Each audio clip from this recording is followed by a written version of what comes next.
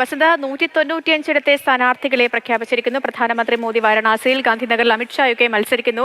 കേരളത്തിൽ 12 സ്ഥാനാർത്ഥികൾ വരുമ്പോൾ ഒരുപാട് സ്ഥലങ്ങളിൽ അപ്രതീക്ഷിത നീക്കങ്ങൾ. ഇപ്പോൾ ഈ നമ്മുടെ കാസർഗോഡൊക്കെ PK കൃഷ്ണദാസിന്റെ പേരാണ് ജില്ലാ നേതൃത്വം കൊടുത്തത്. അവിടെ പുതിയൊരു സ്ഥാനാർത്ഥി വരുന്നു, ML അശ്വിനി വരുന്നു. ഒപ്പം പൊന്നാനിയിൽ നിവേദിത വരുന്നു. പത്തനംതിട്ടയിൽ നേരത്തെ പറഞ്ഞുകേട്ട പേരുകളല്ല, അനിൽ ആന്റണി വരുന്നു. അപ്പോൾ ഈ സ്ഥാനാർത്ഥി പട്ടികയെ മുഴുവൻ അവലോകനം ചെയ്യുമ്പോൾ നമുക്ക് എന്ത് മനസ്സിലാക്കാം?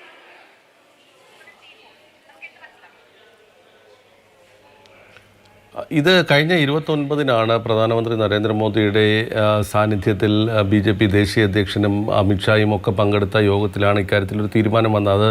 സംസ്ഥാന സമിതികൾ കൊടുത്ത ഒരു പാനലിൽ നിന്നും ഏറ്റവും അനുയോജ്യരായവരെ കണ്ടെത്തുക എന്നുള്ളതല്ലാതെ സംസ്ഥാന സമിതി അങ്ങനെ ഒരു തീരുമാനമെടുത്ത് സ്ഥാനാർത്ഥികളെ പ്രഖ്യാപിക്കുന്ന പതിവ് BJPയിലില്ല. അത് കേന്ദ്ര നേതൃത്വം തന്നെയാണ് അക്കാര്യത്തിൽ തീരുമാനമെടുക്കുന്നത്.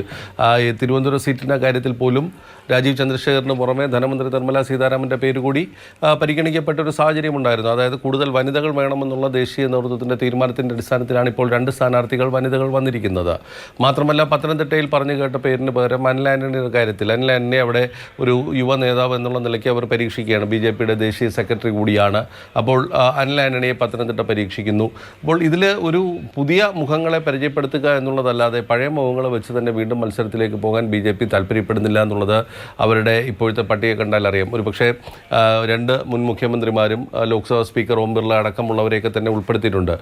രാജ്നാഥ് സിംഗിന് പോലും ഇളവ് നൽകിയിരിക്കുന്ന ഒരു സാഹചര്യമുണ്ട്. പ്രായ പരിധിയിൽ ഒരു ഇളവ് നൽകിയാണ് രാജ്നാഥ് സിംഗ് വീണ്ടും ലക്നൌവിൽ മത്സരിക്കുന്ന ഒരു സാഹചര്യമുള്ളത്. അതേസമയം